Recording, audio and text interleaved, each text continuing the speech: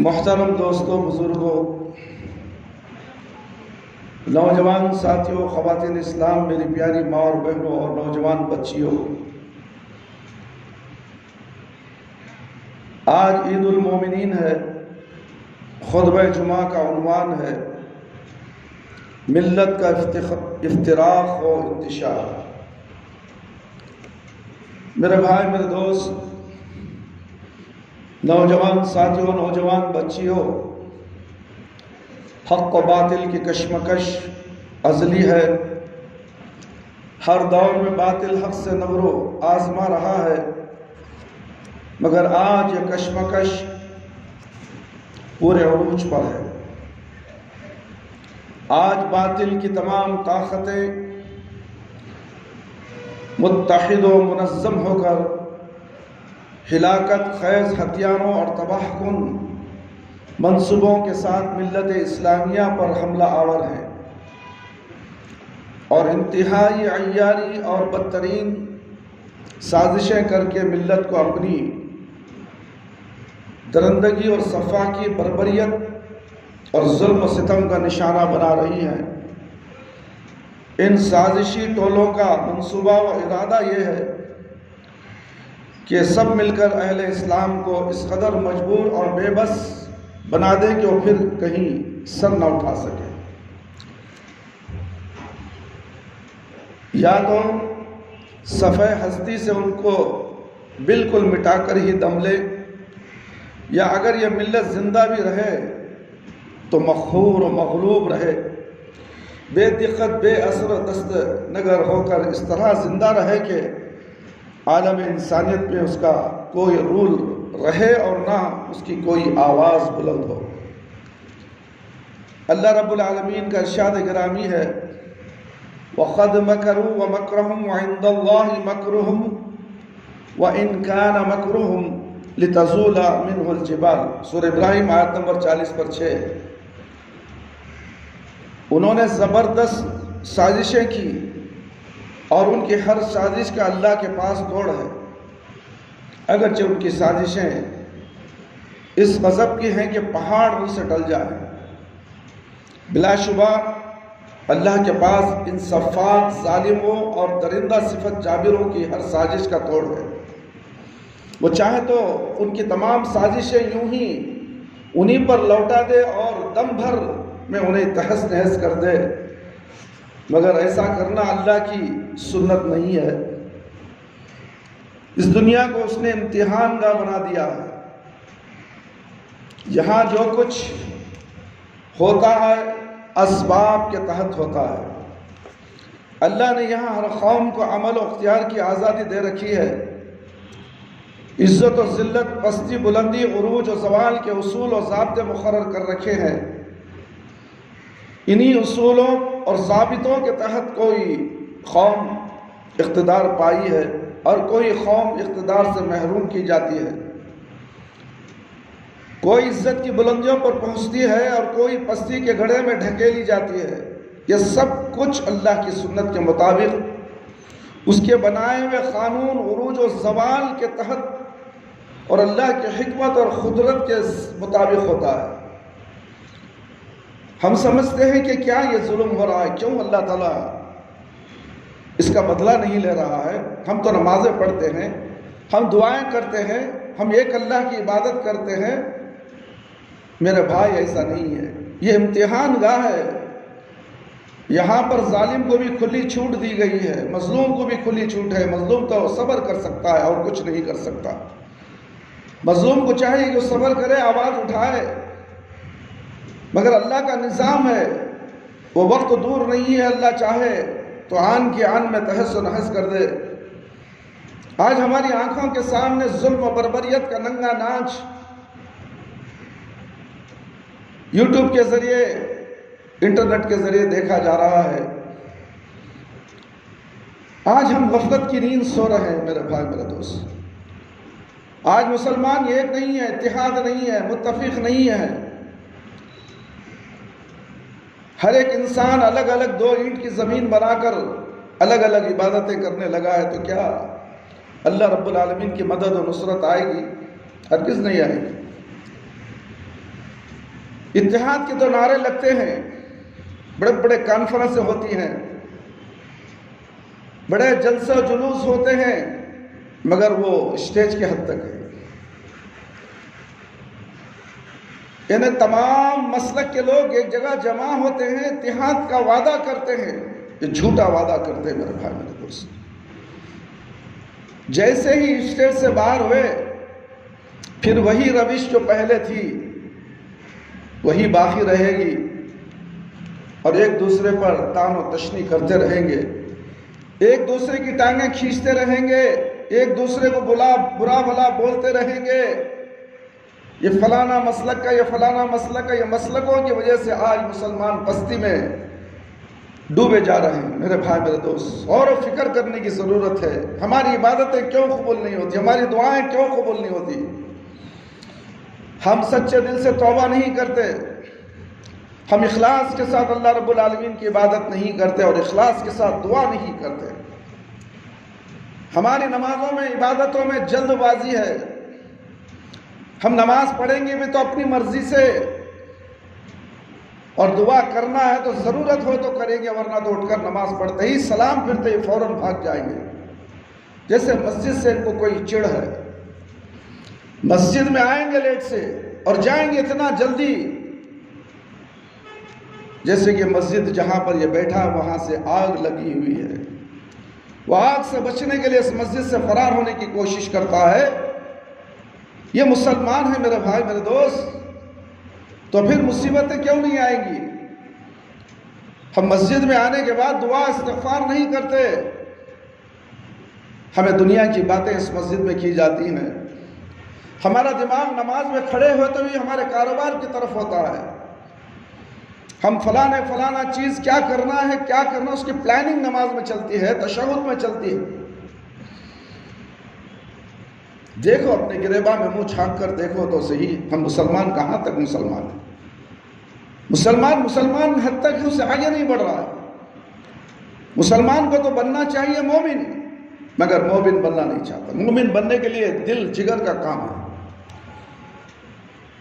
فولاد کا کلیجہ چاہیے، صبر چاہیے، مصیبتوں پر صبر کرنا چاہیے، تکلیفیں آئیں گی، پریشانی آئیں گی، سب دشمن بن جائیں گے، مومن بنتے وقت ان تمام چیزوں سے گزرنے کے بعد بندہ مومن ہوتا ہے۔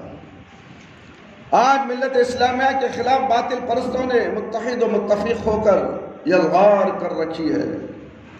ملت جس پستی، ذلت، بے قدری اور عبرتناک ذب و حالی میں مبتلا ہے، یہ کوئی وقتی حادثہ نہیں بلکہ اس کے بھی اسباب و وجوہ ہے۔ اللہ کی سنت کے مطابق ہی سب کچھ ہو رہا ہے۔ آج نہتے لوگوں پر آسمانوں سے بم برسائے جا رہے ہیں، یہ اللہ کو معلوم ہے۔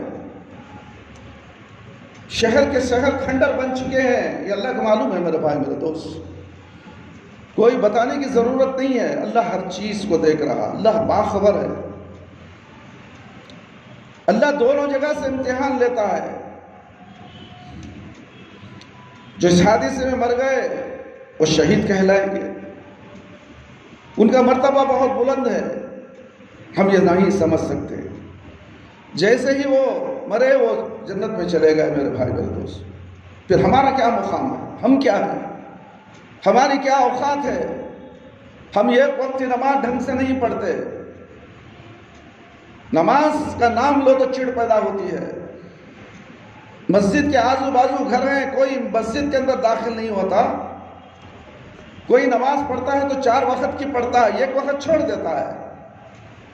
فجر ہرگز نہیں پڑھتا مسلمان، یہ مسلمان اللہ اکبر 4 پڑھ کے تنتنا کے پھرتا ہے، 2 پڑھ کے تنتناتا ہے، اور 1 پڑھ کے کہتا ہے کہ میں نمازی ہوں۔ یہ کیسا نمازی ہے میرے بھائی میرے دوست؟ نماز تو پورے 5 وقت کی پڑھنی چاہیے، اللہ رب العالمین سے ہر نماز کے بعد دعا استغفار کرنی چاہیے، ذکر و اذکار کرنی چاہیے۔ کیا معلوم ہمارا وقت کب آ جائے اس دنیا سے ہم چلے جائیں۔ ہمیں کالجوں کی فکر، اسکول کی فکر، پڑھائی کی فکر، ایگزام کی فکر، کاروبار کی فکر، لین دین کی فکر، رات میں دیر سوئیں گے اور کہیں گے کہ بچہ پڑھ رہا تھا، ایگزام کی تیاری کر رہا تھا، اس لیے حضرت فجر کو نہیں اٹھ سکا۔ کاروبار کرنے والے، بزنس کرنے والے رات کے 2 تک کام کرتے ہیں اور صبح میں چٹ، کیا چٹ؟ نماز چٹ۔ کاروبار کی حفاظت مضبوط کریں گے، کہیں اس کا اونر، اس کا مینیجر ناراض نہ ہو جائے، اس کی ڈیوٹی باقاعدہ، اس کی ڈیوٹی میں کمی نہیں آتی میرے بھائی میرے دوست۔ کمی آتی ہے تو اللہ رب العالمین کی ڈیوٹی میں کمی آتی ہے، دیکھا جائے گا، بعد میں پڑھ لیں گے، بعد میں پڑھیں گے، کیا اب بھی کیا وقت ہے، ابھی بہت وقت ہے، بہت کچھ کمانا ہے، مجھے کماؤں گا، بینک بیلنس بناؤں گا، گھر بار بناؤں گا، عیش و آرام سے رہوں گا، جب فرصت مل جائے تو نماز پڑھ لوں گا۔ یہ مسلمان کا عقیدہ ہے میرے بھائی میرے دوست۔ تو پھر عذاب نہیں آئے گا۔ آسمانوں سے بارش برسنے، رحمت کی بارش بجنے کے بجائے آسمان سے بم برسایا جا رہا ہے۔ ہم یہاں محفوظ ہیں، نہ جانے ہمارے اوپر کب عذاب آنے والا ہے، ہم یہ نہیں سوچتے ہیں، ہم صرف دیکھ رہے ہیں کہ ہائے ہائے کیا ہو گیا، کیا ہو گیا، اللہ مدد کیوں نہیں کر رہا ہے؟ تو اللہ کی مدد کرتا ہے، فجر میں نماز کو آ کر، فجر میں اٹھ کر نماز پڑھتا ہے تو نہیں، تو پھر کیا امید رکھتا ہے اللہ سے؟ تو اللہ کا دشمن ہے، تو مرے گا تو جہنم میں جانے والا ہے۔ اللہ اکبر کبیرہ۔ ایک نماز چھوڑنے کی سزا جہنم میں کتنے سال رہنا پڑے گا؟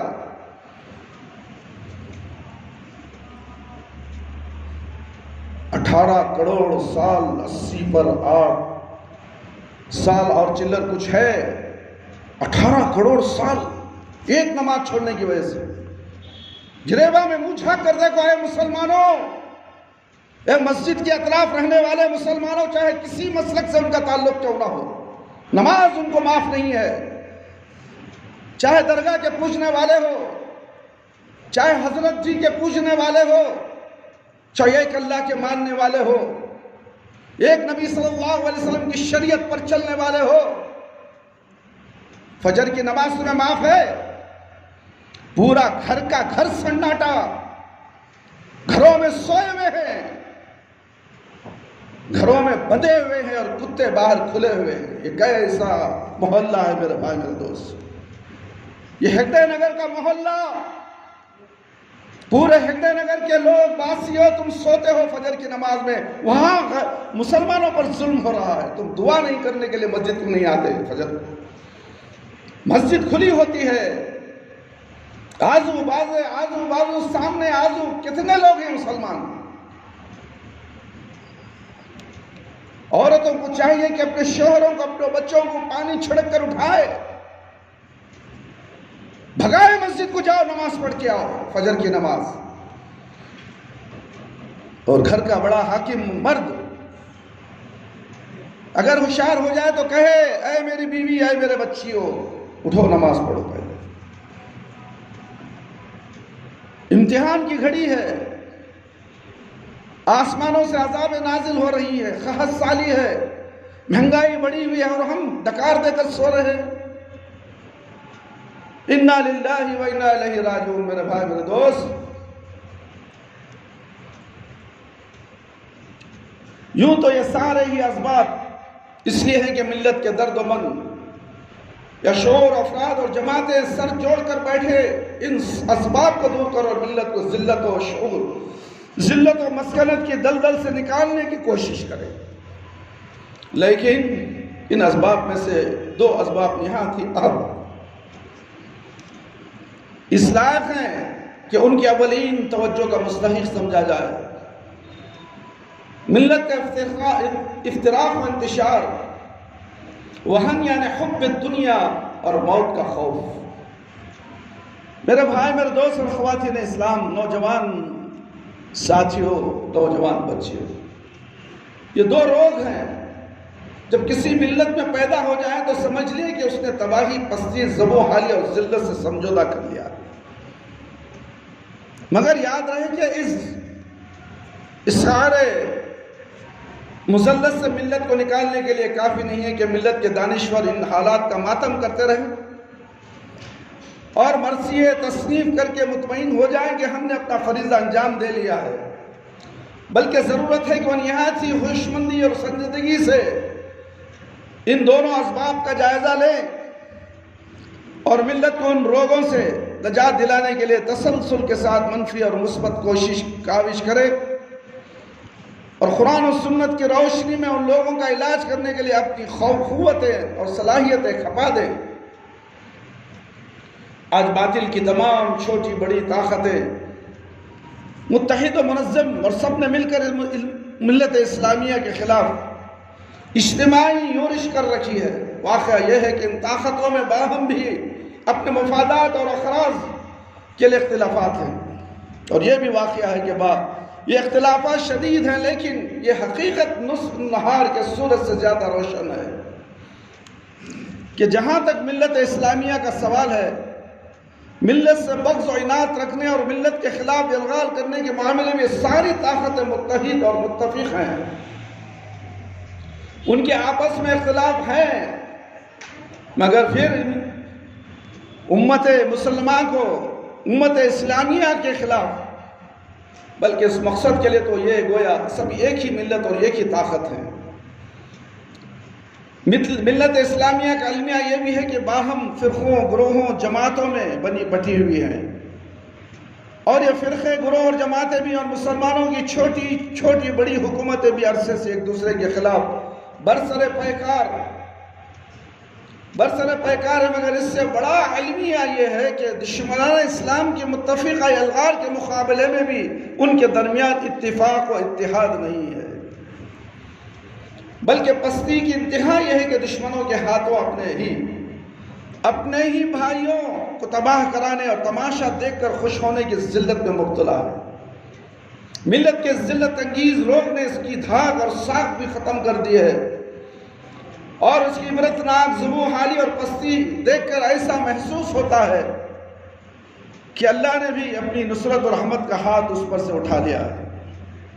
اللہ کی حمایت اور نصرت سے محروم ہو جانے والی قوم کا جو حال ہوتا ہے، وہی حال اس ملت کا ہو رہا ہے میرے بھائی، میرے دوست۔ فَأَعُوذُ بِاللَّهِ مِن شُرُورِ أَنفُسِنَا وَمِن سَيِّئَاتِ أَعْمَالِنَا۔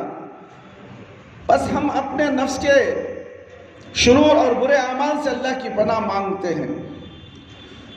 دشمنان دین و ملت نے ہر طرف سے ملت پر یورش کر رکھی ہے، وہ اپنی انتہائی حقیر اغراض و مقاصد کی تکمیل کے لیے جو چاہ رہے ہیں اور جس طرح چاہ رہے ہیں کر رہے ہیں، بلکہ اپنی عیاری اور سازش سے ملت کے گروہوں اور حکومتوں کو بھی اپنے مقصد کے لیے استعمال کر رہے ہیں،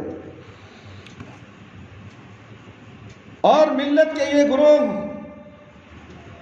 اور حکومتیں اپنی انتہائی گھٹیا مفادات کی خاطر دین و ملت کے عظیم ترین اور وسیع ترین مفادات کو نظر انداز کر کے ان کا شکار ہو رہی ہیں، اور دشمنان اسلام دین و ملت کو تاراج کرنے کے لیے اس طرح آزادی کے ساتھ دندنا رہے ہیں۔ شیطان اور اس کی ذریت بھی انگش بدا ہے، شیطان دیکھ کر خاموش ہو گیا ہے۔ یہ ظالم نہ حدود خیوط کے پابند ہیں، نہ حق و انصاف کا انہیں لحاظ ہے، نہ کسی عہد و میثاق کا انہیں خیال ہے، نہ ان کے سینوں میں انسانیت کا کوئی درد ہے۔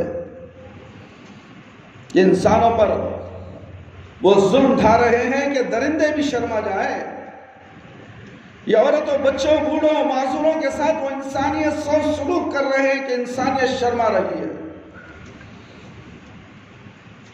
میرے بھائی، میرے دوست اور خواتین اسلام، ملت اسلامیہ کی عبرتناک تصویر یہ ہے کہ وہ سب گوارا کر رہی ہے، ہر ذلت اور رسوائی اسے برداشت ہے،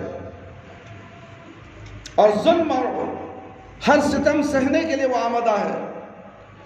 ہر وقت ہر طاقت کی طرف تعاون طلب نگاہوں سے دیکھ رہی ہے، ہر بودے سہارے کی طرف ہاتھ بڑھا رہی ہے، ہر تدبیر اپنانے کے لیے تیار ہے، لیکن تیار نہیں ہے تو صرف اس کے لیے وہ متحد اور متفق ہو کر اپنے مسائل حل کرے، پوری ملت منظم ہو کر دشمنان دین کی الغار کا مقابلہ کرے، ان میں یہ ہمت اور کشادگی نہیں ہے کہ اپنے معمولی اختلافات ختم کر کے یکجا ہو جائیں، اپنے حقیر مفادات کو ملت کے وسیع تر مفادات کے لیے قربان کریں اور سب مل کر منظم ہو کر اپنے دشمن کا للکارے، اپنے دشمن کو للکارے۔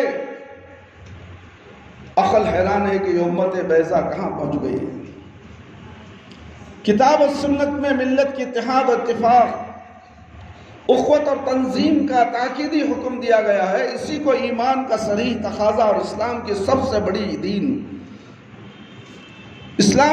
بڑی دین بتایا گیا ہے۔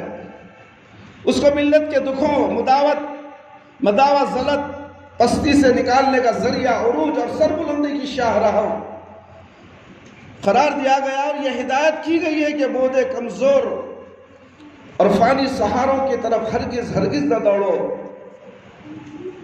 اللہ حی القیوم ہے، اللہ حی القیوم سے اپنا تعلق مضبوط کرو،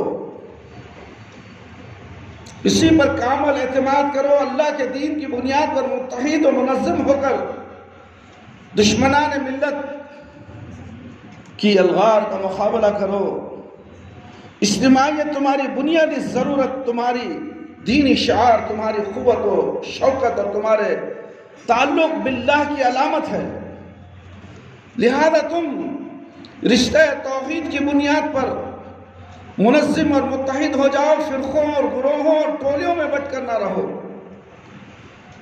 ہر سطح پر خود کو باز اناد اور کینہ کپٹ سے محفوظ رکھو۔ تمہاری ذلت اور رسوائی، پستی اور دقتی کا بڑا سبب ہے کہ تم فرقوں، گروہوں اور ٹولیوں میں بٹ گئے ہو۔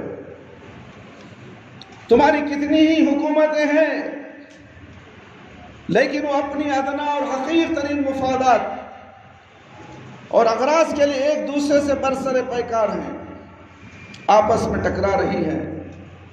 آپس میں ٹکرانے والی قوت کو اپنے ہاتھوں پارا پارا کرنے والی امت بھلا منظم اور متحد یورش کا مقابلہ کیسے کر سکتی ہے؟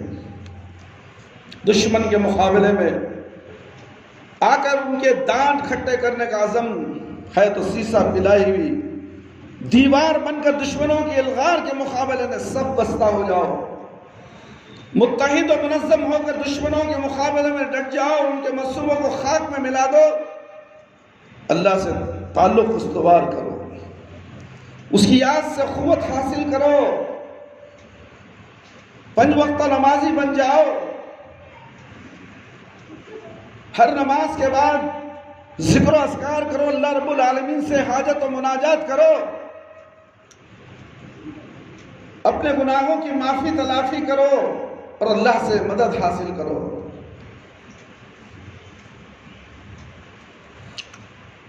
اس کی یاد سے قوت حاصل کرو، ہرگز کمزوری نہ دکھاؤ، آپس میں لڑنے اور ایک دوسرے کو گرانے کی غلطی نہ کرو اور تمہاری ساکھ اور تھاک ختم ہو جائے گی۔ کم ہمت، بزدل اور کمزور ہو جاؤ گے۔ اللہ رب العالمین کا ارشاد گرامی ہے، اے خاموش بیٹھ، یا ایھا الذین آمنوا اذا لقیتم فتنۃ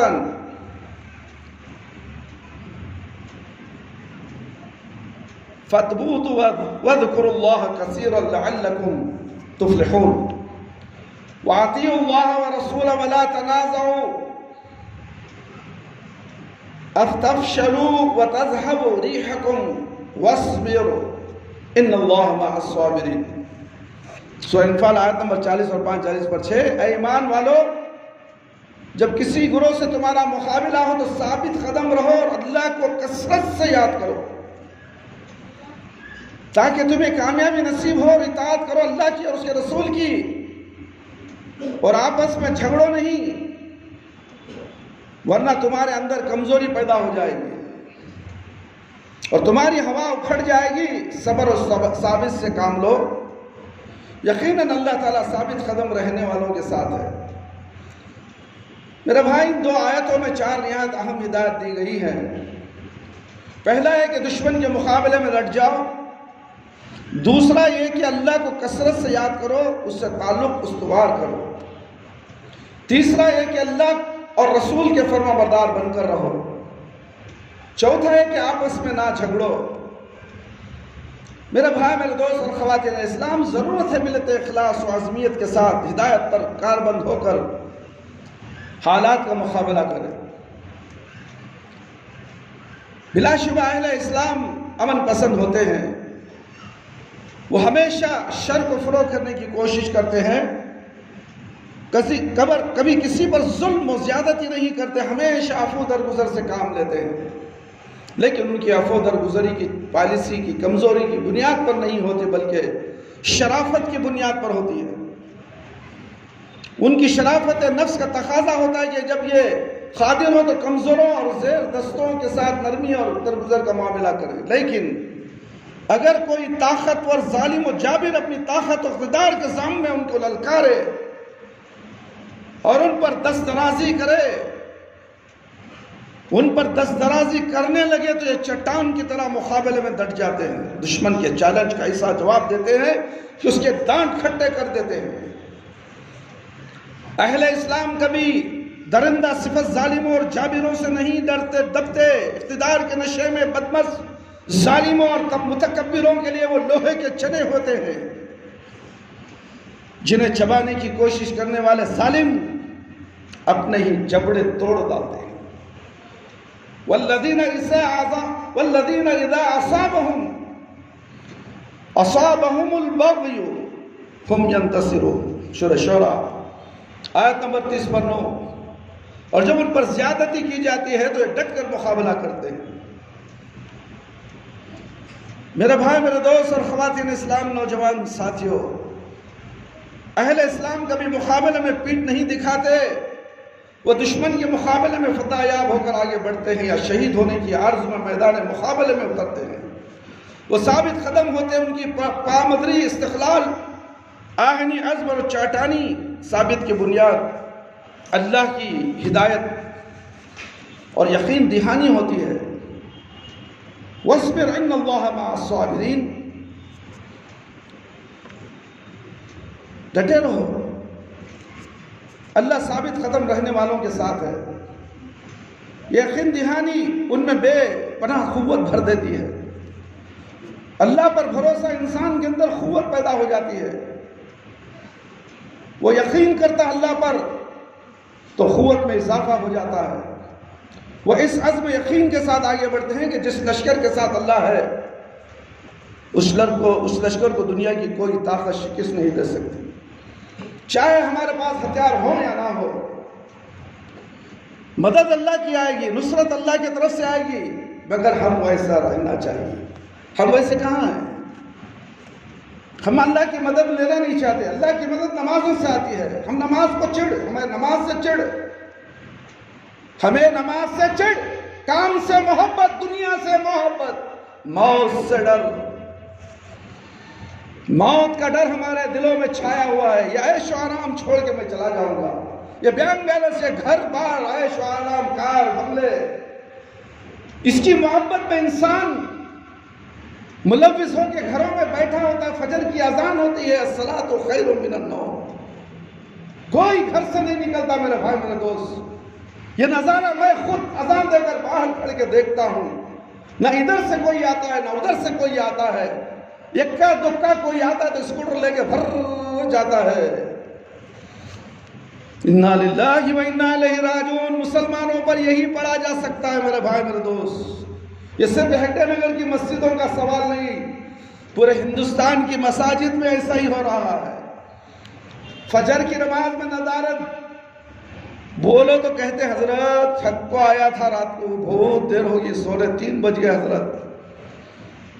انا للہ انا الیہ راجعون۔ کام کام کام، یہ مرتے دم کام کرتا رہے گا، نماز نصیب نہیں ہوگی اسے۔ جب مرے گا کام کرتے ہوئے اس کا دم چلا جائے گا، بے نمازی ہو کر چلا جائے گا، بیوی بچوں کی پرورش کرتے کرتے نمازوں کو چھوڑے گا، اور اسی بے نمازی کی حالت میں دنیا سے رخصت ہوئے گا۔ یاد رکھو تم، جو جس سے محبت کرتا ہے اسی حالت میں اس کی موت بھی ہوتی ہے۔ کبھی سوچا تم نے کہیں بم برسا رہا تو ہم پریشان ہیں، کاش کہ ہمارے ساتھ بھی ایسا ہو جاتا تو کیا کرتے ہیں؟ ہو جائے گا، چل نماز کو آ جا، اللہ سے دعا کر، استغفار کر، اللہ سے مدد مانگ ان لوگوں کے لیے اگر ان سے محبت ہے تجھے۔ مسلمان قوم، ساری دنیا کے مسلمان بھائی بھائی ہوتے ہیں، چاہے وہ کسی اور اس کے مسلک سے کیوں نہ ہو۔ کیا معلوم آخری وقت میں وہ کلمہ پڑھ لے، توبہ کر لے، استغفار کر لے، اس کی موت توحید پہ ہو جائے۔ تم کون ہوتے ہو اسے کافر کہنے والے؟ کسی کو کافر مت کہو میرے بھائی میرے دوست۔ کس کا وقت کب کیسے ہوگا، اس کی موت کس حالت میں ہوگی، وہ تمہارے سے بہتر ہو کر اس دنیا سے چلا جائے، تمہارے سے پہلے وہ جنت میں داخل ہو جائے، اور تم باہر کیوں میں کھڑے رہو گے میدان حشر میں؟ جسے تم برا بھلا کہتے تھے وہ جنت میں چلا جائے گا۔ کبھی سوچا تم نے؟ سوچو میرے بھائی، ہم فجر کی نماز چھوڑ کر مسلمان، ہمارے بچے مسلمان، یہ ماں باپ، یہ درندہ صفت ماں باپ اللہ کو نہیں پہچانتے۔ اللہ نے ان کو پیدا کیا صرف اللہ کی عبادت کے لیے، اور یہ عبادت چھوڑ کر گھر میں سویا ہوا ہے، اور بچہ نمازی ہوگا نہیں۔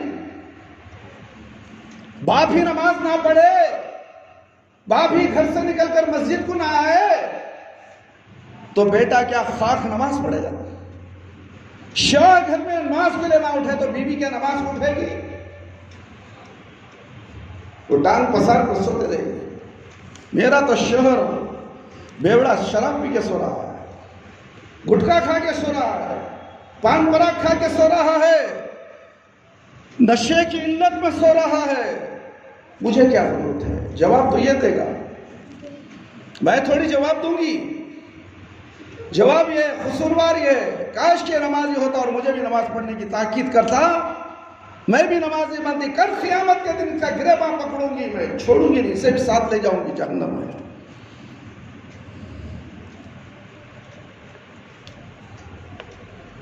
یعنی اللہ سے اپنے تعلق کو استوار رکھو، کبھی غفلت میں بھی اللہ سے دور مت ہونا میرے بھائی میرے دوست۔ انسان اللہ سے قریب اس وقت ہوتا ہے جب 5 وقت کی نماز کرتا ہے اور سجدہ کرتا ہے تو اللہ کے قریب ہو جاتا ہے۔ شیطان کو سجدے سے چڑ تھی، یہ ایک سجدے کا انکار کیا، قیامت تک کے لیے اسے رائندہ درگاہ بنا دیا، ذلیل و خوار کر کے آسمانوں سے زمین میں ڈھکیل دیا گیا، اسے سجدے نصیب ہی نہیں۔ ایک سجدے کا انکار، ہم کتنے سجدے چھوڑ گئے؟ جمعہ نماز پڑھتے ہیں، کبھی پڑھے تو پڑھے کبھی نہیں، ایک دن بھی 5 وقت کی نماز پابندی سے کوئی مسلمان نماز نہیں اٹھتا، اللہ ماشاءاللہ اکا دکا، ہزاروں میں ایک، 990 پر 9 ایسے ویسے ہی ملیں گے آپ کو میرے بھائی میرے دوست، کبھی 2 پڑھی تو کبھی 3، کبھی 1، کبھی 2۔ فجر کی نماز چھوڑ کر تم 4 نمازوں پڑھو، تمہاری نماز قابل قبول نہیں ہے، تم نے معمول بنا لیا ہے۔ فجر کو سوتا رہوں، 10 بجے اٹھوں یا 9 بجے اٹھوں، وضو کروں، 2 رکعت نماز پڑھ لوں، پھر کام پہ چلا جاؤ، ایسی نماز اللہ کو ضرورت نہیں ہے۔ اللہ تمہاری عبادت ہوگا، تمہاری نمازوں کا محتاج نہیں، تم اللہ کی عبادت کے محتاج ہو میرے بھائی میرے دوست۔ ہر انسان کے اوپر مصیبت آنے والی ہے، فردن آنے والی ہے، وہ مصیبت سے بچنا ہے تو نمازوں کا اہتمام کرو، اللہ سے دعا استغفار کرو۔ ہر انسان کو مصیبت آئے گی، ضرور آئے گی، کسی جگہ ایک ساتھ اکٹھا ہو کر آئے گی، کسی جگہ گھر آئے گی، گھروں میں فاقہ کشی، مصیبتیں، بیماریاں، جادو ٹونا، نہ جانے کیا کیا، یہ مصیبتیں جو گھروں میں آئے عاملوں کے چکر میں گھنچک کی طرح گھومتے رہتے ہیں، یہ کیا ہے؟ اللہ تعالیٰ کی نافرمانی کی سزا ہے میرے بھائی میرے دوست۔ یعنی اللہ سے اپنے استوار کو رکھو، جنگ کے نازک مرحلے میں اس کو کثرت سے یاد کرو. تمہاری کامیابی اس کی نصرت و حمایت سے ہوگی. اپنی طاقت، اپنے وسائل کے زعم میں کبھی مبتلا نہ ہو، بلکہ اسی پر بھروسہ رکھو. اسی کی مدد، اسی کی نصرت، اسی کی حمایت، تم فتح یاب ہو جاؤ گے. مسلمانوں کو کہیں ظلم ہو رہا ہے، ایک مسلمان بھائی کو کاٹا چکتا ہے تو ہمیں بھی تکلیف ہوتی ہے. کیا ہم اس کے لیے ہاتھ اٹھا کر دعا نہیں کر سکتے؟ ہم مسجدوں کو بھر نہیں سکتے؟ بازار کو خالی کرو، مسجدوں کو بھرو، اللہ سے التجا کرو، اللہ کی نصرت آئے گی، مدد آئے گی. وہ مدد ہمارے اوپر بھی آئے گی، اوپر بھی آئے گی. کھانے کو ترس رہے، پینے کے لیے ترس رہے، دواؤں کے لیے ترس رہے. نظارہ تم دیکھ رہے ہو، تم پیٹ بھر کھا کر سو رہے ہو. رات کو 2-2 بجے تک ٹی وی سیریل دیکھ کر سو رہے ہو. وہ لوگ خون سے لوتھڑے ہو چکے ہیں. دھڑ الگ، سر الگ، پاؤں الگ، جسم الگ، کلیجہ الگ. معصوم چھوٹے چھوٹے بچے موت کے گھاٹ اتار دیے گئے. 7 دن کے اندر ننگا ناچ. آسمانوں سے زلزلے اترنے، بمبوں کا زلزلہ اترا میرے بھائی، میرے دوست. اللہ اکبر، کیا منظر ہے وہ. کبھی تمہارا دل کب کپایا؟ کبھی تمہارے دل میں اللہ کی محبت، اللہ کی یاد آئی، اللہ کا ڈر آیا، اللہ کا خوف آیا، تقوی پیدا کرتے تو آج مسجدیں خالی نہیں ہوتی.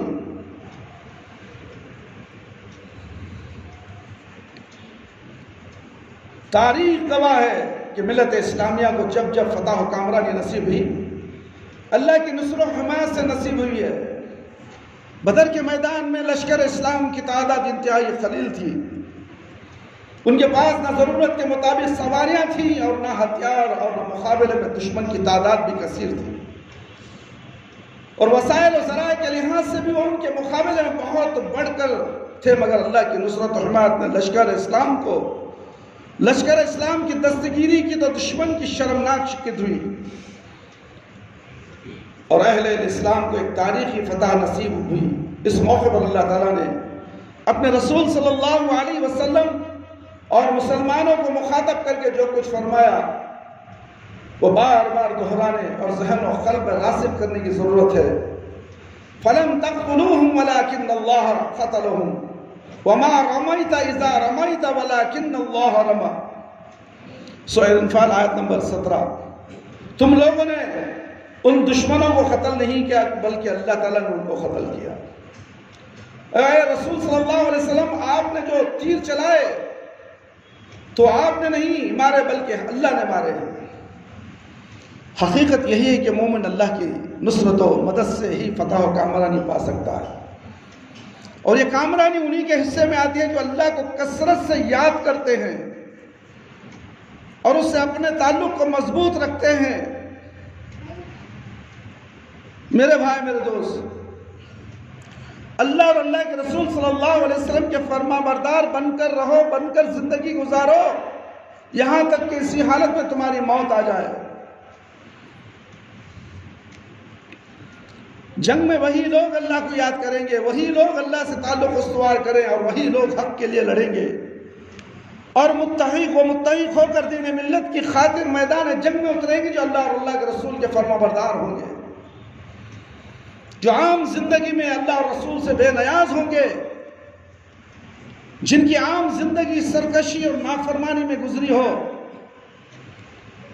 ان سے کیسے توقع کی جا سکتی ہے کہ وہ اخلاص کے ساتھ اللہ اور اللہ کے رسول صلی اللہ علیہ وسلم کے دین کو سر بلند کرنے اور ملت کو اونچا اٹھانے کے لیے لڑیں گے. یہ تو توقع نہیں کی جا سکتی ہے. جو معمول کے حالات میں بھی اللہ اور اللہ کے رسول کے فرما بردار ہوں، ہنگامی حالت میں بھی فرما برداری اور اطاعت ہی کا شعور ہو. میرے بھائی، میرے دوست، مسلمان کا ساتھی بھائی ہوتا ہے. آپس میں نہ جھگڑو، نہ اسلام کے تعلق سے، نہ مسلکوں کے تعلق سے. مسلک تو یہ دنیا کے ملا مولویوں نے بنا لیا ہے. یہ بھولے بھالے مسلمانوں کو اس سے کوئی تعلق نہیں ہے. میرے بھائی، میرے دوست، بھولے بھالے مسلمانوں کو چاہیے کہ اس کا تعلق اللہ سے اور اللہ کے رسول سے ہو. بس یہی دین ہے. یہ میرا مسلک، یہ تیرا مسلک، یہ میری مسجد، یہ تیری مسجد، یہ میری جماعت، یہ میرا جلسہ، یا میرا گروپ، یہ میرے جھنڈے، یہ تیرے جھنڈے، نہ جانے کیا کیا دنیا کے اندر فتنہ فساد برپا ہو چکا ہے۔ دشمن شیر ہو گیا ہے۔ ہمارے آپس کے تفریقے کو دیکھ کر، اختلاف کو دیکھ کر میرے بھائی میرے دوست، آسانی سے ہم دشمن ہمارے خیمے میں گھس کر ہمیں تہس نہس کر دے گا، کیونکہ ہمارے فتنے ایسے ہیں، فرقے ایسے ہیں۔ ہم ایک نہیں ہیں میرے بھائی میرے دوست، ہم ایک ہونا نہیں چاہتے، شیطان ہونے بھی نہیں دے گا، اس لیے کہ فرقے اتنے سخت ہے کہ اس کے اندر اتنے ڈٹ چکے ہیں، وہاں سے نکلنا شیطان دیتا نہیں، اور یہ خود نکلنا بھی نہیں چاہتے۔ جو نکلنا چاہتا ہے اللہ تعالیٰ اسے نکال دیتا ہے، جو اللہ سے رجوع ہو کر توبہ کرنا چاہتا ہے اللہ اسے اہدنا الصراط المستقیم کے راستے میں چلاتا ہے۔ جو آنا ہی نہیں چاہتا تو اسے کیا کریں گے؟ وہ تو شیطان کے حوالے ہو جائے گا۔ اللہ اور اللہ کے رسول کی اطاعت و فرما برداری جو نہیں کرنا چاہتا وہ شیطان کی اطاعت و فرما برداری میں مگن ہو مشغول رہتا ہے۔ آخری ہدایت یہ ہے کہ آپس میں چھوٹے چھوٹے مفادات، اغراض کے لیے باہم پرے سرکار نہ ہو، باہم پرے سرے پیکار نہ ہو، اتحاد و اتفاق اور اخوت و نظم کی زندگی گزارو۔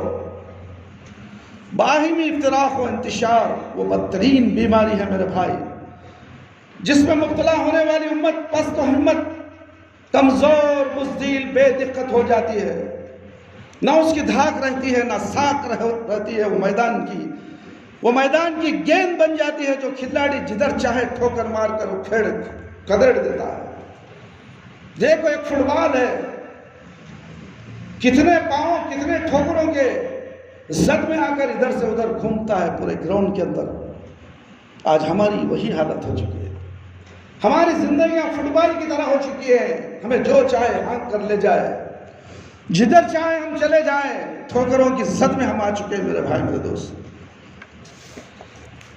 اسلام کو ماننے اور اسلام کو قبول کرنے والوں پر اللہ نے اپنا سب سے بڑا احسان یہی بتایا ہے کہ اسلام کی بدولت ان کی برسوں کی خانہ جنگی ختم ہو گئی، ان کی آپس کی دشمنیاں ناپید ہو گئی، اسلام کی وجہ سے ان کے قلوب میں باہمی الفت و مودت پیدا ہوگی، اور رشتہ اسلام کی بدولت یہ بھائی بھائی بن گئے۔ اللہ رب العالمین کا ارشاد گرامی ہے، وَاعْتَصِمُوا بِحَبْلِ اللَّهِ جَمِيعًا وَلَا تَفَرَّقُوا وَاذْكُرُوا نِعْمَةَ اللَّهِ عَلَيْكُمْ إِذْ كُنْتُمْ أَعْدَاءً فَأَلَّفَ بَيْنَ قُلُوبِكُمْ فَأَصْبَحْتُمْ بِنِعْمَتِهِ إِخْوَانًا وَكُنْتُمْ عَلَى شَفَا حُفْرَةٍ مِّنَ النَّارِ فَأَنْقَذَكُمْ مِنْهَا۔ سورہ عمران آیت نمبر 103۔ اور تم سب مل کر اللہ کی رسی کو مضبوط پکڑ لو اور تفریقے میں نہ پڑو، الگ الگ جماعتیں بنا کر زندگی مت گزارو، الگ الگ جماعتیں بنا کر اللہ کی عبادت نہیں ہوتی ہے، اتحاد و اتفاق کی ضرورت ہے۔ اللہ کی رسی مضبوطی سے پکڑو، وَاذْكُرُوا نِعْمَةَ اللَّهِ عَلَيْكُمْ، تم سب اللہ کی رسی کو مضبوط پکڑو، تفرقہ میں نہ پڑو، اللہ کے اس احسان کو یاد رکھو جو اس نے تم پر کیا ہے۔ تم ایک دوسرے کے دشمن تھے، تمہارے دل جوڑ دیے، اس کے فضل و کرم سے تم بھائی بھائی بن گئے، تم آگ کے گڑھے کے کنارے کھڑے ہوئے تھے، اللہ نے تم کو اس سے بچا دیا۔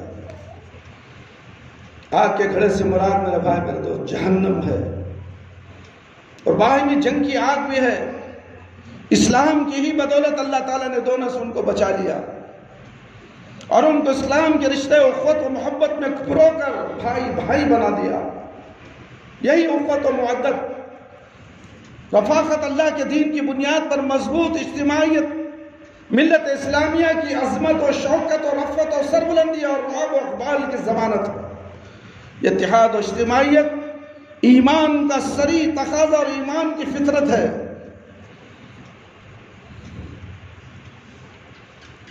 اتحاد و اجتماعیت کی تاکید بھی حدیث رسول صلی اللہ علیہ وسلم میں بھی موجود ہے میرے بھائی میرے دوست۔ نبی کریم صلی اللہ علیہ وسلم نے مضبوط اجتماعیت اور اتحاد و اتفاق کی انتہائی پرزور تاکید فرمائی، جس کو نظر انداز کر کے ملت اطمینان ہرگز نہیں کر سکتی کہ اسلام پر عامل اور اس کی زندگی اسلام کے مطابق گزر رہی ہے، اس لیے کہ کتاب و سنت اتحاد و اجتماعیت کی سفارش نہیں کرتے بلکہ تاکیدی حکم دیتی ہے، اور اس تاکیدی حکم سے انحراف اور لاپرواہی، عبرتناک انجام اور رسوائی کی وعید سنائی دیتی ہے۔ ابو درداء رضی اللہ عنہ سے روایت ہے کہ رسول اکرم صلی اللہ علیہ وسلم نے ارشاد فرمایا، کسی جنگل میں 3 آدمی ہو، وہ اجتماعی طور پر مل کر نماز کا اہتمام نہ کریں تو لا محالہ ان پر شیطان مسلط ہو کر رہے گا۔ غور سے سنو میرے بھائی، میرے دوست، جماعت سے بہرحال وابستہ رہو، ورنہ تمہارا حشر اس بھیڑ سا ہوگا جو ریوڑ سے الگ ہو جاتی ہے اور بھیڑ یا اسے اپنا رقبہ تر بنا لیتا ہے۔ ابو داؤد کی روایت ہے۔ امام تیمیہ رحمۃ اللہ علیہ نے اس حدیث کی وضاحت کرتے ہوئے لکھا ہے، جب سفر کی عارضی اور غیر مستقل حالات میں اجتماعیت اور منظم و متحد رہنے کی اس قدر غیر معمولی تاکید ہے تو قیام و حذر کی حالت میں تو اجتماعیت کی تاکید اور زیادہ شدید ہوگی۔ کیوں؟ کہ رسول اللہ صلی اللہ علیہ وسلم کی صریح اور پرزور ہدایت کے ہوتے ہوئے قیام و حذر کے دوران معمول کے حالات میں نظم و اجتماعیت کو نظر انداز کرنے اور غیر متحد رہنے کی گنجائش ہو سکتی ہے، اور ایسی غیر اجتماعی زندگی اسلامی زندگی کہلائی جا سکتی ہے۔ مگر بات صرف اتنی ہی نہیں ہے میرے بھائی، میرے دوست، جس کی طرف علامہ ابن تیمیہ رحمۃ اللہ علیہ نے متوجہ فرمایا، بلکہ اس سے بھی زیادہ شدید نبی کریم صلی اللہ علیہ وسلم نے اجتماعیت اور اتحاد کی صرف تاکید ہی نہیں فرمائی ہے، بلکہ اتحاد و اجتماعیت کو نظر انداز کرنے اور فرقے کی زندگی گزارنے کے بارے میں وعید بھی سنائی ہے۔ اس کا انجام لازماً تباہی اور عبرتناک انجام ہے۔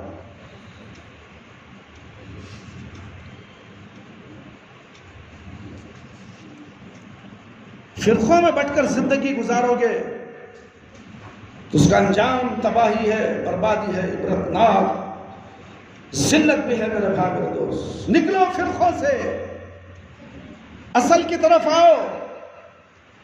جو اصل سے ہٹتا ہے وہ فرقہ بنتا ہے، جو فرقے سے نکلتا ہے وہ اصل میں آتا ہے۔ اصل کیا ہے؟ اصل کیا ہے؟ کان کھول کر سنو، آنکھیں روشن کر کر دیکھو، اپنے گریباں میں منہ جھانک کر دیکھو تو صحیح ہم کہاں تک اصل کی طرف ہیں یا نقل کی طرف ہیں۔ اصل تو صرف قرآن اور حدیث ہے، اصل تو اللہ کی عبادت، اللہ کے نبی صلی اللہ علیہ وسلم کی شریعت ہے، اصل یہی ہے۔ اس اصل سے ہٹو گے تو فرقوں میں بٹ جاؤ گے۔ اس فرقہ میں جانے کے بعد واپس ہی نہیں۔ کوئی پشیماں ہو، شرمندہ ہو جائے، یہ کیا ہے؟ تماشا ہے۔ وہاں سے نکلنا چاہے اللہ سے توبہ کرے، استغفار کرے تو اللہ تعالیٰ اسے آن کی آن میں نکال دے۔ اگر توبہ نہ کرے، اسی میں ڈٹا رہے، یہ ہمارے اولیاء، یہ ہمارے بزرگ، یہ ہمارے پیر، یہ ہمارے مرشد، پھر اس کا تو بیڑا غرق، وہ اسی میں دھسا جائے گا، اسی میں اس کی موت آ جائے گی، اس کا انجام وہ دیکھ لے گا۔ انجام تو مرنے کے بعد معلوم ہوگا نا بھائی، کیونکہ یہ دنیا تو امتحان گاہ ہے۔ ہر ایک کو ننگا ناچنے کے لیے اللہ چھوڑ دیا، تم جیسی چاہے عبادت کرو، تم میرے پاس لوٹ کر آنے والے ہو، تم کہاں جاؤ گے بچ کر؟ جب کیا ہوگا تمہارا انجام؟ وہ کہاں ہے تمہارے بزرگان دین اولیاء اکرام؟ کوئی تمہارا ساتھ نہیں دینے والا، خبر میں تمہیں تنہا تم جاؤ گے، ممکن نکیر آئیں گے، سوال کریں گے، تم جواب نہیں دو گے جہنم میں چلے جاؤ گے، جواب دو گے تو جنت کے باغیچوں میں رہو گے۔ یہی فیصلہ خبر میں ہونے والا ہے۔ اب تم کیا سوچتے ہو بابا آئیں گے بچا لیں گے؟ تمہاری روح نکلنے کے وقت تمہارا بابا نہیں آئے گا، تمہاری روح کی سختی، نزا کی حالت، غرغرے کا انجام، کوئی مائی کا لال تمہارے قریب نہیں آئے گا، فرشتے کھڑے رہیں گے اور شیطان بھی کھڑا رہے گا۔ شیطان کہے گا کلمہ مت پڑھ، میرے ساتھ چل، میں جنت کو لے جاؤں گا۔ فرشتے کہیں گے کلمہ پڑھو، کلمے کی تلقین کی جائے گی، اگر نیک ہے تو کلمہ پڑھے گا، اگر برا ہے تو چڑ سے کہے گا میں نہیں پڑھتا کلمہ، انا للہ و انا، اس وقت روح قبض ہو جائے گی۔ جیسے ہی انکار کرے گا روح قبض، تو پھر ہمارا انجام یا مرنے کے ٹائم معلوم ہو جائے گا، پھر خبر میں معلوم ہو جائے گا، تو پھر قیامت میں کیسے جنت کو چلے جاؤ گے؟ جہنم سے بابا نکالیں گے، جنت میں بھیجا نہیں۔ واہ، کیا اچھی کہانیاں پیش کرتے ہیں لوگوں کو۔ تو قرآن اور حدیث میں یہ چیز ہے ہی نہیں، ان کی کہانیاں قصے ہی اصل دین ہے۔ ان اولیاء اکرام پر کیا وحی نازل ہو رہی تھی؟ جبرائیل علیہ السلام آئے تھے؟ بولو تو سوچو تو صحیح ذرا، یہ بھولے بھالے مسلمانوں کو سمجھاؤ تو صحیح۔ یہ جاہل قسم کے لوگ نہ پڑھنا جانتے نہ لکھنا جانتے ہیں، دھڑام سے گھسے جا رہے ہیں مزاروں کے اندر، خبروں کے چادروں کے اندر اپنے سروں کو گھسیٹ رہے ہیں، اور چندہ بٹور رہا ہے وہ مجاور، بڑی بڑی کاروں میں گھوم رہا ہے وہ مجاور، بڑے بڑے عالیشان بنگلوں میں گھوم رہے ہیں یہ لوگ، اور تم فقیر کے فقیر ہی ہو۔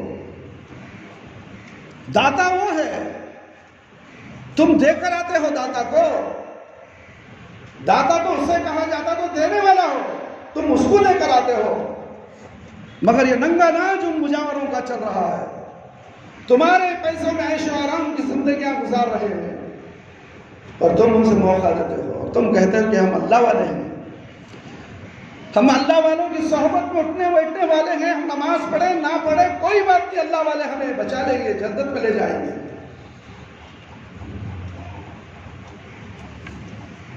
جنت میں لے جائیں گے، کیسے لے کے جائیں گے؟ خاک میں لے جائیں گے، جہنم کی خاک میں ملا دیں گے تمہیں۔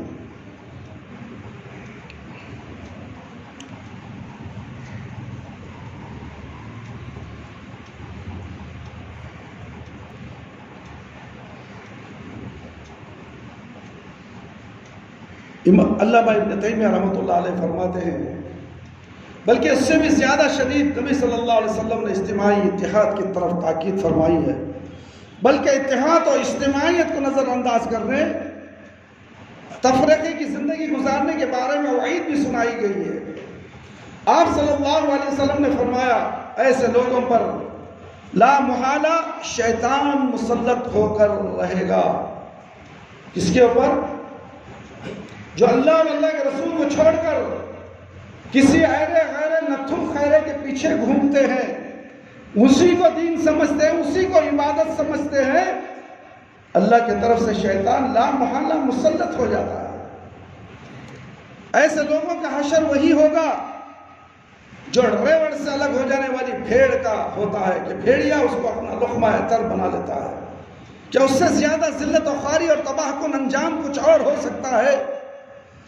پھر اسی حدیث سے یہ بھی معلوم ہوتا ہے کہ دن میں 5 وقتہ اجتماعی نماز، اجتماعیت کی زندگی گزارنے ہی کی ہے، کہ مشق اور سبق ہے میرے بھائی میرے دوست۔ صف میں کھڑے ہوتے ہیں سب مل کر، نہ اس میں چھوٹا نہ بڑا، نہ غریب نہ امیر، نہ کالا نہ گورا، یہاں اجتماعیت دکھائی جاتی ہے۔ اسی لیے 5 وقت کی نماز کا نظم رکھا گیا ہے، مگر ہم مسلمان ہیں کہ نماز 5 وقتہ پڑھنا نہیں چاہتے، جمعہ کی 2 رکعت نماز پڑھنے کا اہتمام کر لیں گے، یا تو عیدین کی نماز پڑھ لیں گے،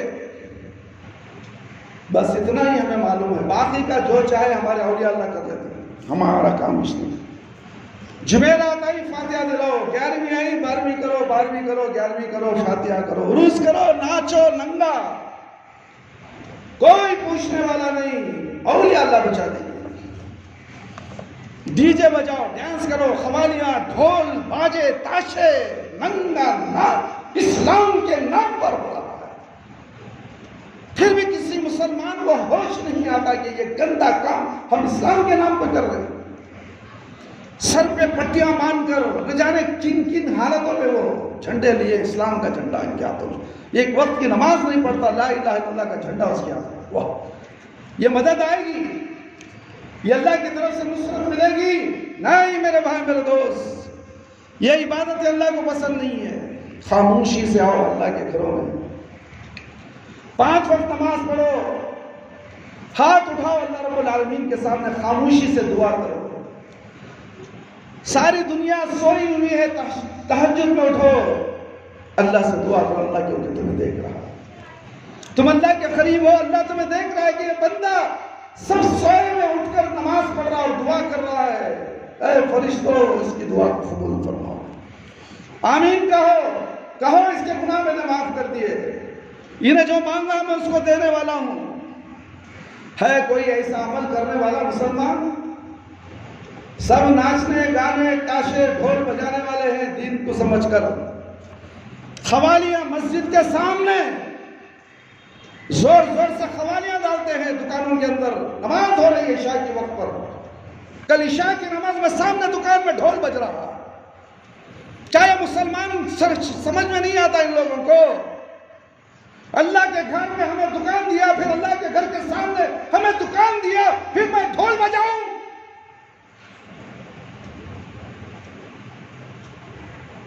باہر سے ہوا آئے گی اس لیے میں نے دریچے کھلا رکھا، مگر ڈھول اتنا زور سے بج رہا ہے کہ نماز میں خلل پڑ رہا ہے۔ جیسے ہی نماز ختم ہوئی 10 لحظے کے بعد وہ ڈھول بند ہو گیا۔ یہ کیا جان بوجھ کر نماز کے اوقات میں ڈھول بجا کر اللہ کے گھروں والوں کو تکلیف دیتے ہو؟ انجام برا ہوگا، انجام تمہارا برا ہوگا اے مسلمانوں۔ مسجد کے آزو بازو رہنے والا ڈھول تاشے سے بچو، گانے بجانے سے بچو، مسجد کا احترام کرو، مسجد کا ٹکڑا پاکیزہ ہے، پاکیزہ ہے، پاکیزہ ہے، اسے گندا کرنے کا کوئی حق نہیں رکھتا۔ یہ کیسے مسلمان جسے دیکھ کے شرمائے یہود؟ میرے بھائی میرے دوست، اللہ سے ڈرو، اللہ سے ڈرو۔ معاذ بن جبل رحمۃ اللہ علیہ کی ایک اور روایت ہے جو صاحب مشکات نے اپنی کتاب میں نقل کی ہے، اس میں آپس کے انتشار، اختراق اور جماعت سے الگ رہنے کے عبرتناک انجام کی کچھ اور تفصیل وضاحت ملتی ہے۔ رسول اکرم صلی اللہ علیہ وسلم نے فرمایا جس طرح بھیڑیا بکریوں کا دشمن ہے، وہ ریوڑ سے الگ ہونے والی بھیڑ کا آسانی سے شکار کر لیتا ہے، اسی طرح شیطان انسان کا بھیڑیا ہے، اگر لوگ جماعت بن کر نہ رہیں تو وہ ان لوگوں کو الگ الگ نہایت آسانی سے شکار کر لیتا ہے۔ تو اے لوگوں،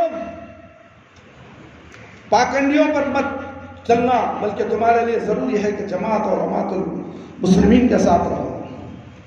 پھر حدیث رسول صلی اللہ علیہ وسلم کو سوچنے کا یہ مومنہ انداز بھی ملتا ہے کہ اتحاد و اجتماعیت صرف اسی لیے مطلوب نہیں ہے کہ دنیا میں عزت اور اقتدار کا ذریعہ ہے، بلکہ اس کا اصل صلہ آخرت میں اللہ کی رضا اور ان کی مثال بے مثال نعمتوں کا گھر جنت ہے، اور جنت کی طلب کا ذریعہ یہ ہے کہ آدمی جماعت سے چمٹا رہے، قرآن اور حدیث سے چمٹا رہے۔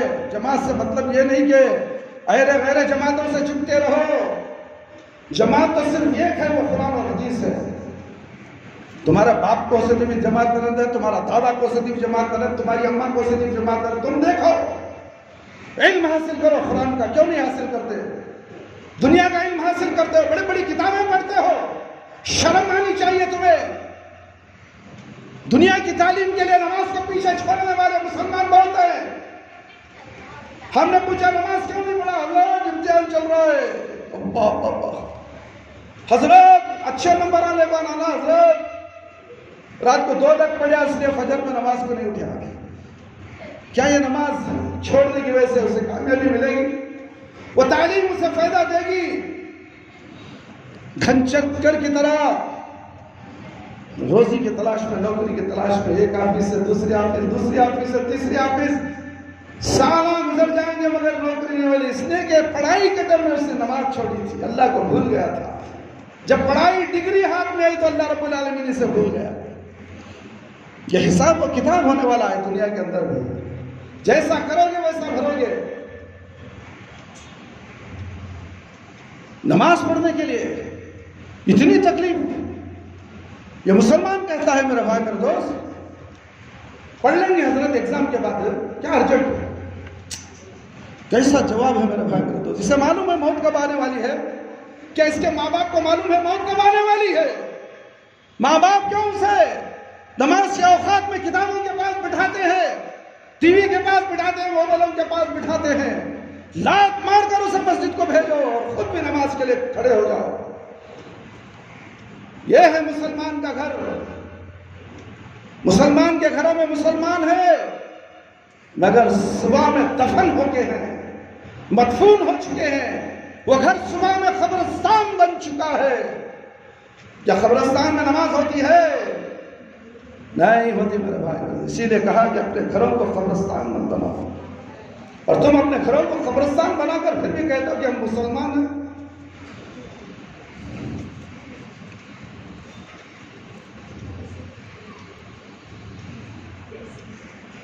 جو شخص جنت کے بس میں اپنا ٹھکانہ بنانے کا خواہش مند ہو، اسے چاہیے کہ وہ جماعت سے چپٹا رہے، نمازوں سے چپٹا رہے، قرآن اور حدیث سے چپٹا رہے، ایک اللہ کی عبادت کرے اور ایک نبی صلی اللہ علیہ وسلم کی شریعت پر عمل کرے. اگر جنت ہونا ہے، آخرت میں کامیاب ہونا ہے تو اس پر عمل کرو. ملا مولوی کی بات کو چھوڑ دو، تمہیں کوئی پکڑ نہیں ہے. اگر تمہارے ماں باپ دادا غلط ہیں تو ان کی بات کو چھوڑ دو، تمہیں کوئی قیامت کے دن نہیں پوچھے گا تیرے باپ کی بات کیوں نہیں سنیا دین کے اندر، تیرے دادا کی بات کیوں نہیں مانا تو. اللہ نہیں پوچھے گا تمہیں. اللہ یہ پوچھا گیا کہ اللہ اور اللہ کے رسول کی بات پر عمل کیوں نہیں کیا. باپ دادا کے دین پر اگر تم چلو گے، انکار کر دو، اللہ ناراض نہیں ہوگا. اللہ اور اللہ کے رسول صلی اللہ علیہ وسلم کی دین پر نہیں چلو گے تو اللہ اور اللہ کے رسول ناراض ہوں گے، اللہ ناراض ہو جائے گا. اور یہ کبیرہ گناہوں میں سے ہے. توبہ اور استغفار کے بغیر تم نجات نہیں پا سکتے.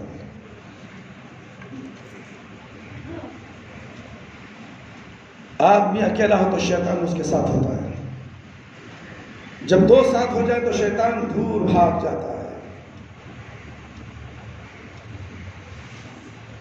یہ مطلوب اجتماعیت اسی وقت وجود میں آ سکتی ہے جب کر عرض کے ہر خطے میں مسلمان دین و ملت کے لیے مخلص ہوں، دین و ملت کی عظمت اور غلبہ سربلندی ہی ان کا نصب العین ہو. ہر مسلک و مکتب فکر کے مسلمان اور ان کی تمام حکومتیں اپنے حدود و اغراض، اپنی انا اور اپنے جھوٹے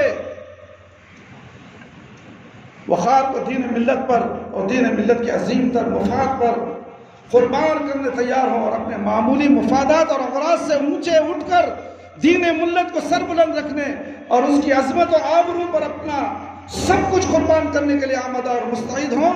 اسی وقت مسلمانان ملت کی دھاک اور ساکھ قائم ہو سکتی ہے اور وہ ایک طاقتور باعزت سر بلند ملت کی حیثیت ابھر سکتی ہے. اس سے وہ توقعات وابستہ کی جا سکتی ہے جس کے لیے اللہ تعالیٰ نے اس کو برپا کیا ہے. دشمنان اسلام کے مقابلے میں اتحاد و اتفاق کے ساتھ ڈٹے جم کر ان کا مقابلہ کرنے میں کسی وقت یہ رکاوٹ سامنے آ سکتی ہے کہ دشمنان اسلام کو جس قائد نے للکارا ہے وہ اپنی عام زندگی اور اپنی زندگی کے پچھلے مرحلوں میں معیاری نہ رہا ہو، یا اسلام و ملت سے اس کا تعلق مضبوط اور قابل لحاظ نہ رہا ہو، یا شبہ میں ڈالنے والا رہا ہو، یا کچھ ایسی چیزوں کا حکم دے رہا ہو، یا ایسی پالیسی اپنا رہا ہو جو دوسروں کو اپنی بصیرت و حکمت کے تحت زیادہ موزوں اور کارآمد معلوم نہ ہو رہی ہو، تو ایسی صورت میں یقیناً سوال پیدا ہوتا ہے کہ آیا اجتماعیت سے الگ ہو کر اپنی خیر منانے کی کوشش کرنا دین کا تقاضا ہے، یا مسلمانوں کے اتحاد کو برقرار رکھنا اور ملت کے عظیم ترین مفاد میں لڑنا دین کا تقاضا ہے. تو اس کا نہایت واضح اور دو ٹک جواب یہ ہے کہ ہر حال میں اتحاد کو برقرار رکھنے کی کوشش کی جائے اور قیادت کے احکام پر اپنی مرضی کے خلاف بھی سنے جائیں، اطاعت کی جائے. ہاں اگر برسرے اور سربراہ صراحتاً اللہ کی نافرمانی کا حکم دینے لگے تب اطاعت کا کوئی سوال نہیں. یہ اللہ کے حکم کے خلاف ورزی ہو رہی ہے، وہاں کسی کی اطاعت نہیں، چاہے ماں کی ہو، دادا کی ہو، دادی کی ہو، نانی کی ہو، اپنے ماں باپ کی کیوں نہ ہو. اللہ اور اللہ کی نافرمانی جہاں ہو رہی ہے ان کی اطاعت ضروری نہیں ہے میرے بھائی میرے دوست. اور مسلمانوں کے اتحاد کو ہرگز متاثر ہونے نہ دیا جائے۔ البتہ دین کی اس روح کو ہمیشہ پیش نظر رکھا جائے، حق کو حق اور باطل کو باطل کہنے کی جرت کو کبھی مضمحل ہونے نہ دیا جائے، اور کسی مرحلے میں دین و ملت کے عظیم تر مفاد کو نظر انداز نہ کیا جائے، اور حکمت عملی پر کتاب و سنت کی بالادستی ہمیشہ برقرار رکھی جائے۔ عبداللہ بن عمر رضی اللہ عنہ سے روایت ہے، رسول صلی اللہ علیہ وسلم نے فرمایا مسلمانوں پر سماع و طاعت واجب ہے، یعنی صاحب امر کا حکم سننا اور ماننا واجب ہے، خواہ وہ صاحب امر کا حکم گوارا ہو یا ناگوارا ہو۔ ہاں اگر اللہ کی نافرمانی کا حکم دے رہا ہے تو نہ سماعت نہ اطاعت، یعنی ایسا حکم نہ سنا جائے اور نہ اس کی اطاعت کی جائے۔ میرے بھائی، میرے دوست اور خواتین اسلام، دوسرا سبب یہ کہ ملت میں وہن کیا ہے میرے بھائی میرے دوست؟ وہن یعنی دنیا کی محبت، مال و جاہ کی تماع، لالچ اور موت کا خوف اور ناگواری پیدا ہوگی۔ رسول اکرم صلی اللہ علیہ وسلم نے اسمر کی وجہ کا انداز میں نشاندہی کی اور بتایا کہ ملت میں جب یہ بیماری پیدا ہو جائے گی، جو چاروں طرف سے قومیں اس پر ٹوٹ پڑیں گی جس طرح بھوکے دسترخوان پر ٹوٹ پڑتے ہیں۔ صوبان رضی اللہ عنہ سے روایت ہے کہ رسول اللہ صلی اللہ علیہ وسلم نے فرمایا، ان قریب ایسا ہوگا دشمن قومیں لقمہ تر سمجھ کر تم پر ٹوٹ پڑیں گی، جس طرح کھانے والے ایک دوسرے کو دسترخوان پر دعوت دیتے ہیں۔ ایک شخص سے پوچھا کیا ایسا اس لیے ہوگا کہ اس دور میں ہماری تعداد کم ہوگی؟ آپ صلی اللہ علیہ وسلم نے فرمایا، نہیں بلکہ تم اس وقت تعداد میں بہت زیادہ ہوگے، لیکن تمہاری حیثیت سیلاب کے خشو خاشاک سے زیادہ نہ ہوگی۔ تمہارے دشمنوں کے دلوں سے تمہارا روب اٹھ جائے گا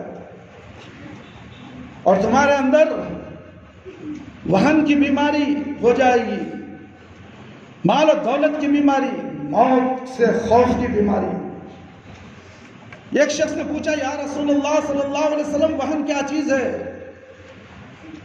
اللہ کے رسول صلی اللہ علیہ وسلم نے فرمایا، دنیا کی محبت، موت سے نفرت۔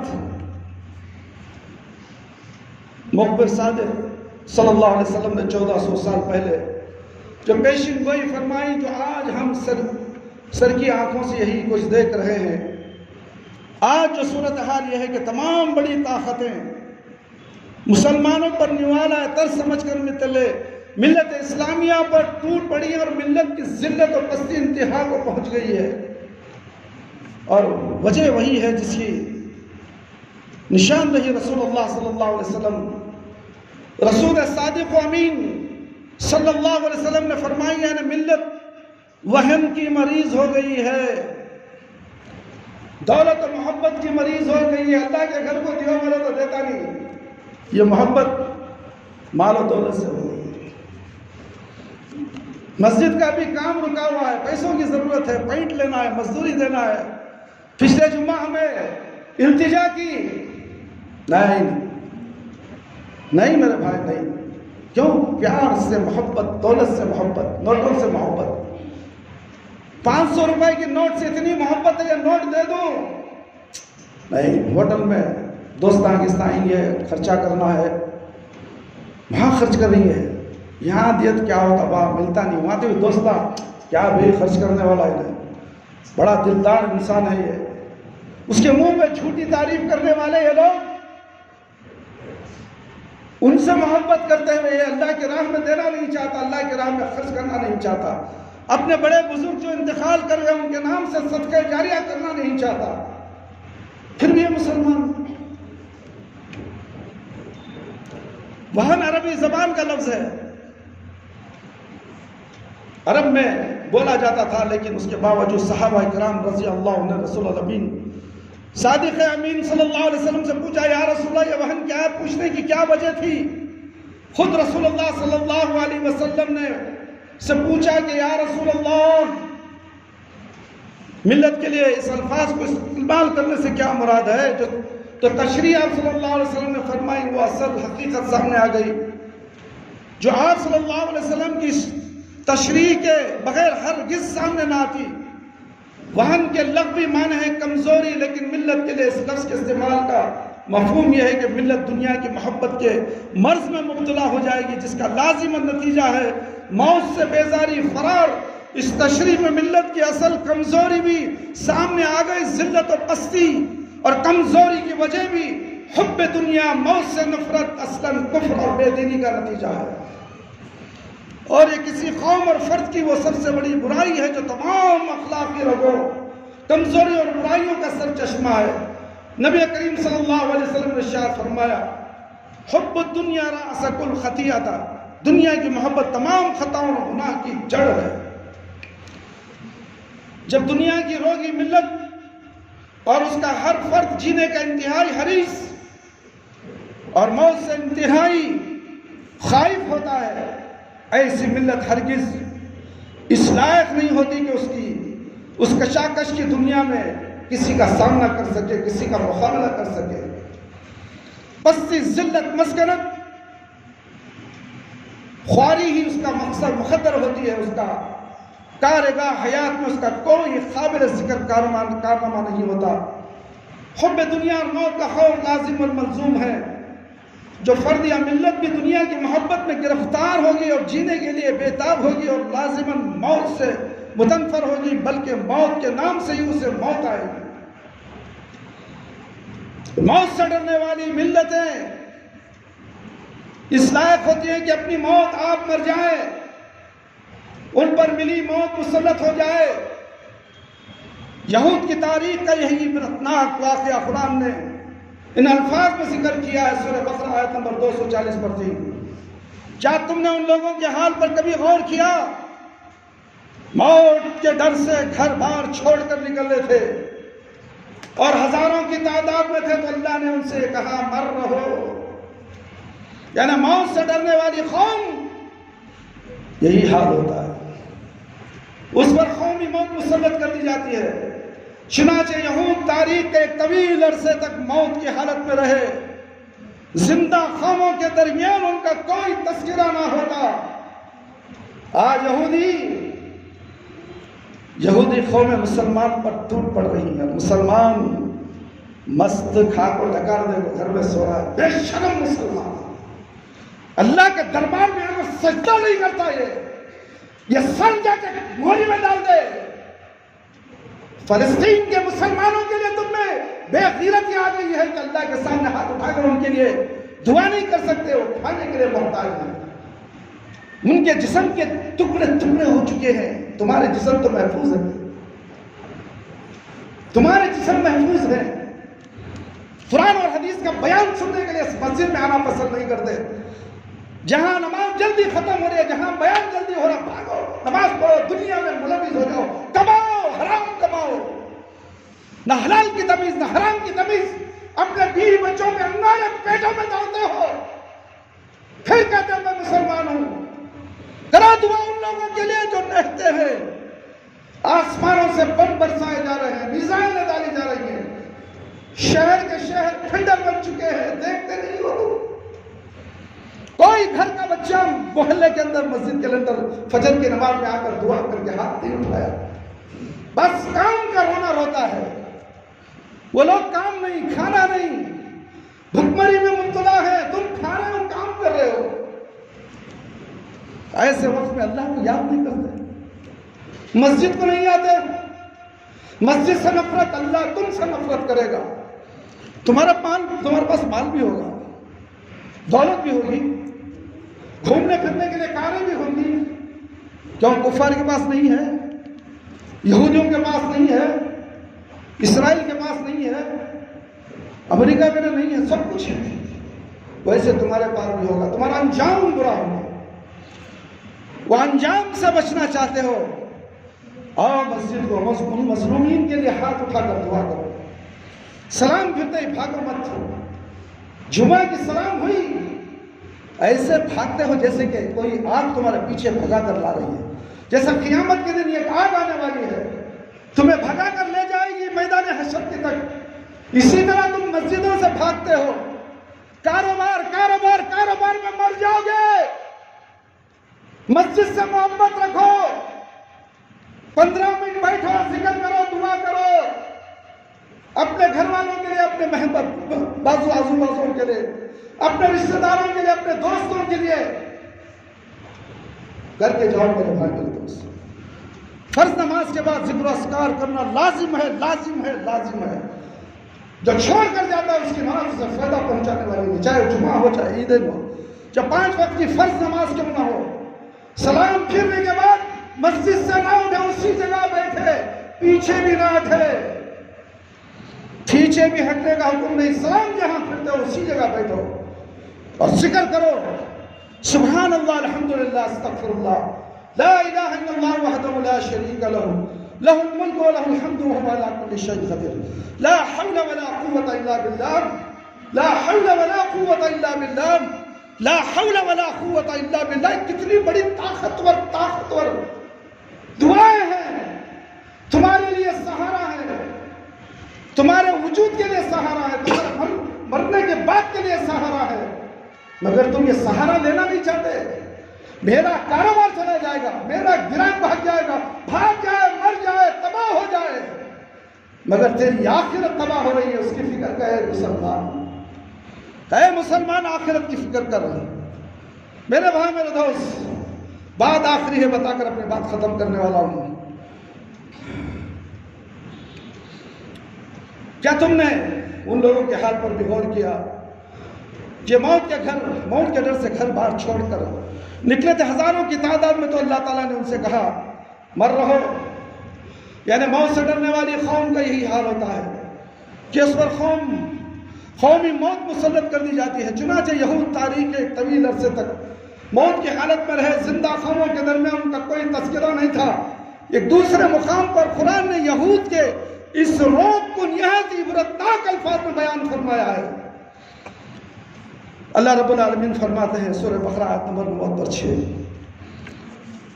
वला तहिद्दन्नहुम अहरसन नासी अला हया व मिनल्लज़ीना अशरकू यवद्दु अहदहुम लौ युअम्मरु अल्फ सनह वमा हुवा बमुज़हज़िही मिनल अज़ाबि अन युअम्मर। आप सल्लल्लाहु अलैहि वसल्लम उन्हीं तमाम लोगों से ज्यादा जीने का हरीस पाएंगे, हत्ता कि इस मामले में मुशरिकों से भी बड़े हुए हैं। उनमें उनसे एक शख्स ये चाहता है कि इस तरह 1000 बरस जिए, हालांकि लंबी उम्र बहरहाल उसे अजाब से दूर नहीं फेंक सकती। यहूद जिस रोग में मुब्तला थे, आज उसी रोग में मिल्लत इस्लामिया पूरी शिद्दत के साथ मुब्तला हो गई है। दुनिया से मोहब्बत, दुनिया की जिंदगी से बेपना प्यार और मोहब्बत से खौफ और नफरत, ये बीमारी आज मिल्लत में पैदा हो चुकी है मेरे भाई मेरे दोस्त। और मिल्लत की पलस्ती, जिल्लत, मस्कनत और बेवक्ती की एक बड़ी वजह यही है, वहन की बीमारी है, जिसकी निशानदही रसूल अमीन सिद्दीक़ अमीन सल्लल्लाहु अलैहि वसल्लम ने फरमाई है।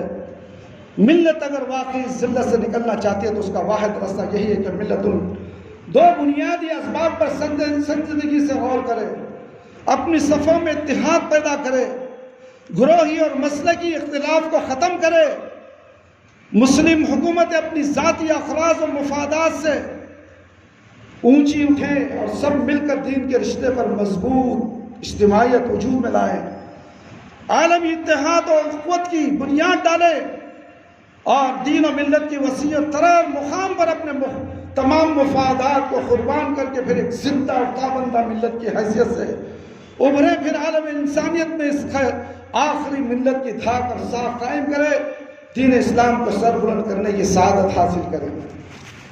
मेरा भाई मेरे दोस्त और ख़वातीन इस्लाम, इन्हीं बातों पर मैं अपने खुतबे को ख़त्म करता हूँ। मेरा भाई, बोलने का मकसद यह है कि आज हमारी आंखों के सामने मुसलमान किसी भी खित्ते का क्यों